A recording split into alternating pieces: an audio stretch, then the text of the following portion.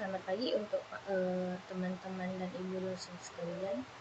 Pada saat ini saya akan membahas atau mempresentasikan pertemuan 20 dan pertemuan 21 oleh partner atau rekan saya, Lucianti.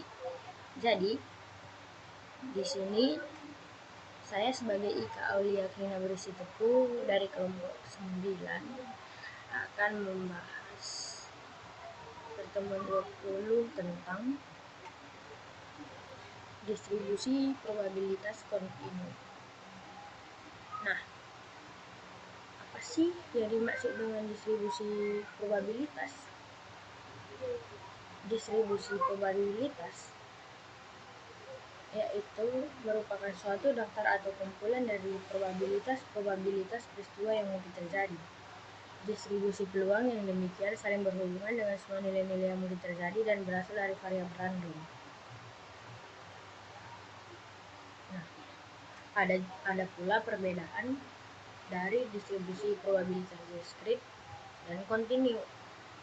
Perbedaannya yaitu distribusi probabilitas diskrit yaitu distribusi di mana peubahnya secara teoritis tidak dapat menerima sebarang nilai di antara dua nilai yang diberikan. Sedangkan distribusi probabilitas kontinu adalah peubah acak yang dapat memperoleh nilai pada skala kontinu. Itu perbedaannya. Kemudian distribusi kontinus biasa disebut dengan distribusi normal.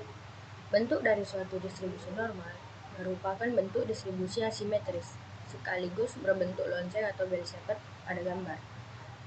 Distribusi normal menunjukkan hubungan dari mean terhadap berbagai titik, berbagai jarak yang diukur berdasarkan mean. Kemudian jika distribusi diskrit tidak terputus, ternyata bentuk distribusinya bisa menjadi distribusi yang kontinu. Dengan bentuk suatu distribusi seperti bel terbalik, fungsi distribusi variabel random kontinu yang sangat penting ialah fungsi yang berdistribusi normal.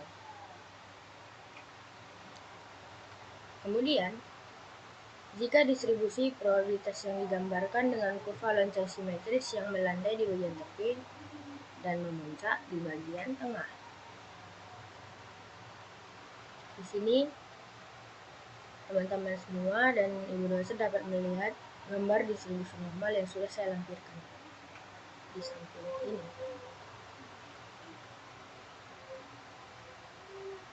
Ada pula beberapa sifat-sifat distribusi normal. Nah, sifat-sifat tersebut yaitu yang pertama berbentuk lonceng balik dengan sebuah puncak. Kemudian yang kedua, rata-rata atau mean berada di tengah-tengah dari kurva. Kemudian yang ketiga, bentuk distribusi yaitu simetris berdasarkan nilai mean harus sama dengan median dan sama dengan modus. Kemudian yang keempat, ujung setiap kurva akan sejajar terhadap sumbu horizontal dan tidak akan memotong sumbu. Kemudian yang kelima, sebagian besar data akan terletak di tengah-tengah kurva dan sebagian kecil data akan terletak di tepi kurva. Nah, kita akan membahas yang pertama, yaitu luasan kurva normal. Untuk menentukan besarnya probabilitas dapat dilakukan dengan mencari luasan kurva normal. Di sini sudah saya cantumkan beberapa soal mulai dari A, B, C, D, hingga E, beserta dengan penyelesaiannya juga. Sudah lengkap dengan keterangannya masing-masing dan gambarnya juga ada. Ini soal A, ini soal B, ini C,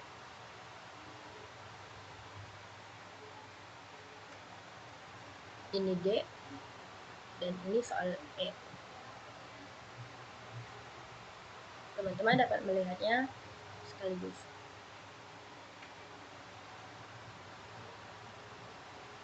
Kemudian yang kedua, kita akan membahas mengenai penerapan probabilitas distribusi normal. Untuk menentukan nilai Z, dilakukan dengan cara nilai variabel random dikurangi rata-rata populasi, kemudian dibagi dengan standar deviasi populasi. Setelah didapatkan nilai Z, kemudian tentukan batasan-batasannya pada area kurva normal. Besarnya probabilitas ditentukan dari besarnya luasan area pada kurva normal tersebut. Nah, di sini juga sudah ada saya cantumkan gambar beserta penjelasannya. Dapat teman-teman lihat ada sebuah gambar di sini beserta penjelasannya sudah lengkap.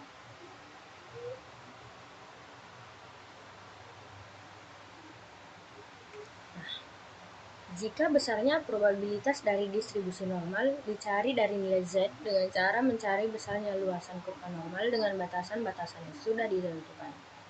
Besarnya luasan pada kurva menunjukkan besarnya probabilitasnya.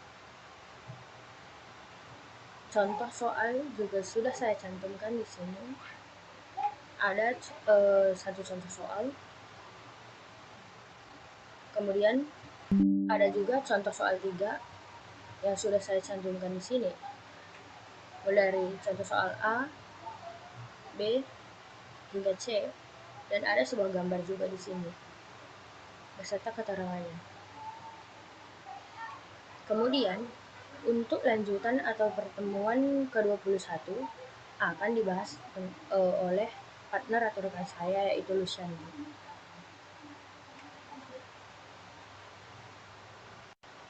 Nah, hanya ini yang dapat saya sampaikan pada saat ini. Jika ada yang kurang berkenan di hati saudara dan ibu dosen, saya mohon maaf, dan itu bukan karena unsur kesengajaan dari saya. Saya berharap di pertemuan berikutnya saya akan memberikan presentasi yang lebih baik lagi ke depannya. Dan juga saya pamit undur diri, akan dilanjutkan oleh partner saya, Lucianti. Sekian dan terima kasih. Oke, Assalamualaikum warahmatullahi wabarakatuh. Selamat siang Ibu Eni selaku dosen statistika deskriptif dan teman-teman yang saya banggakan. Di sini saya akan mempresentasikan mengenai pertemuan 21, yaitu tentang distribusi probabilitas bersama dan nilai harapan. Distribusi probabilitas bersama dan nilai harapan ini terbagi menjadi 4 poin. Yang pertama ini ada distribusi probabilitas. Yang kedua ada distribusi fungsi X dan distribusi kumulatif X. Yang ketiga ada nilai harapan. Dan yang keempat itu ada kegunaan nilai harapan. Distribusi probabilitas ini berfungsi untuk menghitung interval kepercayaan pada suatu parameter dan untuk menghitung daerah kritis pada suatu uji hipotesis. Nah, ada juga untuk data univariat, yang mana distribusi probabilitas ini seringkali berguna untuk menentukan model distribusi yang wajar dan untuk data tersebut. Yang ketiga itu ada juga digunakan sebagai interval statistik dan uji hipotesis yang seringkali didasarkan pada asumsi distribusi tertentu. Sehingga sebelum menghitung interval atau melakukan penguji berdasarkan suatu asumsi distribusi, kita harus melakukan verifikasi bahwa asumsi tersebut dibenarkan untuk kumpulan data yang diberikan. Nah, kenapa demikian? Hal ini tuh distribusi tersebut tidak perlu menjadi distribusi data yang paling sesuai, kan, tetapi bisa menjadi model yang cukup memadai sehingga teknik statistik ini akan menghasilkan kesimpulan yang valid. Ya, dan juga yang terakhir, fungsi distribusi probabilitas ini menjadi studi simulasi dengan bilangan acak yang dihasilkan dari penggunaan distribusi probabilitas tertentu yang sering digunakan. Kita lanjut. Ini adalah dalam ruang sampel S, jika X menunjukkan banyak yang muncul muka di S tersebut, dan sebagaimana hubungan tersebut, maka nilai dari X yaitu X sama dengan 0, nilai X sama dengan 1, dan X sama dengan 2. Untuk nilai dari X sama dengan 0, maka berkaitan terhadap titik sampel dari G dengan probabilitasnya menjadi nilai dari P X sama dengan 0 dan nilai dari P G dengan G. Oke, ini ada nilai X sama dengan 1 yang berkaitan pada titik sampel G dengan A dan A dengan G. Probabilitasnya menjadi nilai dari P sama dengan X, P, G dengan A, nah, ditambah dengan P, A dengan G ya. Ini saya belum menentukan. Dan nilai X sama dengan 2. Berkaitan pada titik sampel A dengan A, probabilitas menjadi nilai dari P, X sama dengan 2, nilai P, A dengan A, pasangan dari nilai variabel acak pada X tersebut, probabilitas nilai X tersebut adalah nilai dari P, X sama dengan X, sehingga bisa dinyatakan pada tabel berikut. Ini ada tabel ya. X sama dengan X itu nilainya 0, 1, dan 2. Tabel berikutnya ada P, X sama dengan X, itu ada 1/4, 1/2, dan 1/4. Kita lanjut. Yang kedua itu ada distribusi fungsi X dan distribusi kumulatif X. Sifat-sifat fungsi fx adalah, nah, oke, untuk nilai variabel acak S-nya di sini sudah tercantum ya. Nah, untuk distribusi fungsi X dan distribusi kumulatif X ini ada tambahan distribusi probabilitas normal. Sorry. Distribusi probabilitas yang kumulatif. Nah, itu dikenal sebagai distribusi probabilitas kontinu, yang mana di dalam distribusi probabilitas ini ada sekumpulan kemungkinan hasil yang dapat mengambil nilai pada rentang yang berkelanjutan. Misalnya, jika sekumpulan bilangan real adalah distribusi kontinu atau normal, hal ini karena dari distribusi jenis ini akan memberikan semua hasil yang mungkin dari bilangan real, termasuk di dalamnya adalah himpunan bilangan kompleks, himpunan bilangan prima, himpunan bilangan bulat, dan lain sebagainya yang merupakan contoh dari distribusi probabilitas normal juga. Nah, ini ada yang ketiga itu ada nilai harapan. Nilai harapan terjadi apabila variabel acak dari X memiliki fungsi probabilitas fx P, X sama dengan X, sehingga harapan atau ekspektasi dari X dengan ditulis EX merupakan suatu fungsi yang akan dijabarkan dengan rumus berikut. Nah, ini rumusnya. Adapun sifat dari harapan atau ekspektasi dari X yaitu E C sama dengan C, E B X sama dengan B E X. E A plus B X ditambah dengan A plus B E X. Oke. Ini yang terakhir ada kegunaan nilai harapan. Oke. Jadi, ya, kegunaan dari nilai harapan itu sendiri menjadi sangat penting dari harapan matematis, yaitu bisa digunakan dalam menentukan min maupun variasi ataupun tanda deviasi berdasarkan parameter populasi dengan rumusnya. Pertama, ada min dari populasi adalah min EX, variasi populasi yang kedua ada variasi populasi adalah ini ada variasi 2 sama dengan EX2, di mana nilai dari min EX standar dengan min EX min kurang min pangkat 2. Perhatikan bahwa eh, rumus variasi sama dengan EX kurang min pangkat 2. Oke, bisa disederhanakan menjadi rumusnya menggunakan sifat-sifat harapan matematis sebelumnya. Ini rumusnya, di mana min merupakan konstanta. Hasil X2 dikurang 2 min X plus 2 EX2 kurang 2 min X plus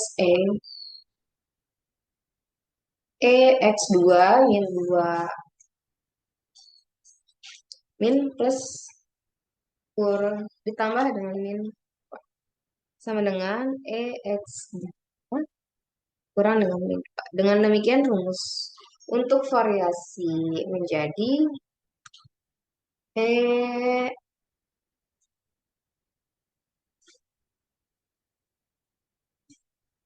X dikurangin pangkat 2 sama dengan EX2 kurang min. Dimana nilai dari min sama dengan EX. Oke, jadi eh, kesimpulan dari harapan ini, konsep dalam statistik untuk membantu memutuskan apakah sebuah tindakan menguntungkan atau merugikan.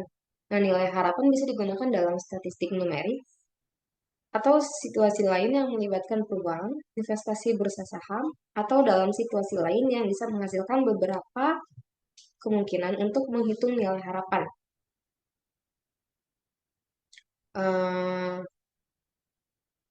Oke, untuk menghitung nilai harapan dari beberapa kemungkinan adalah sebuah alat statistik untuk menentukan hasil yang paling menguntungkan sejalan waktu.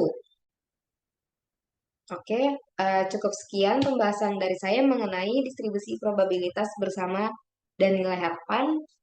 Terima kasih kepada Ibu Eni selaku dosen statistika deskriptif dan teman-teman. Semoga pembahasan saya bisa membantu memahami teman-teman. Kurang lebihnya saya mohon maaf. Assalamualaikum warahmatullahi wabarakatuh.